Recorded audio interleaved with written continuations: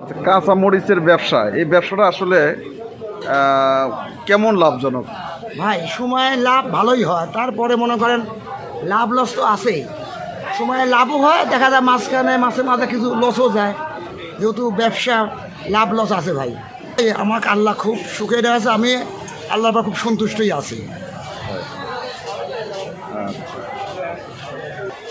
আপনার নিজের আর কোনো পরিকল্পনা আছে কি এরপরে? আর ভাই আমার তো এখন বয়স হয়েছে ভাই, আমার আর বেশি কিছু পরিকল্পনা নাই। এখন আল্লাহ যদি ছেলে পেলে সুখে রাখে, এই আমার এখন আশা। নিজেকে সুখী মানুষ মনে করেন?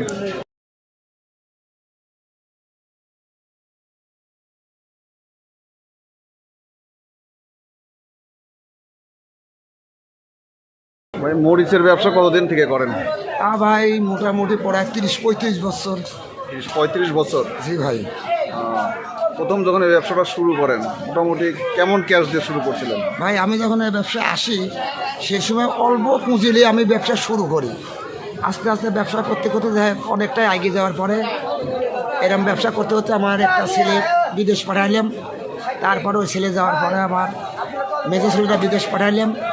এই 3 বাবদই আমরা কর্ম করে আস্তে আস্তে আস্তে অনেক আগে থেকে যাওয়ার পর মনে করেন বাড়ি ঘর করলাম, একটা বিল্ডিং বাড়িও করেছি, কিছু জমি জাতি রাখেছি। তারপরেও ভাই আমি মাঝখানে আমার একটা অসুখ হয়েছিল, সেই অসুখের পিছনেও পরে 1-1.5 লক্ষ টাকা খরচ করেছি। করার পরে ভাই এখন আল্লাহ দিলে মোটামুটি আমাকে আল্লাহ খুব সুখে রাখেছে।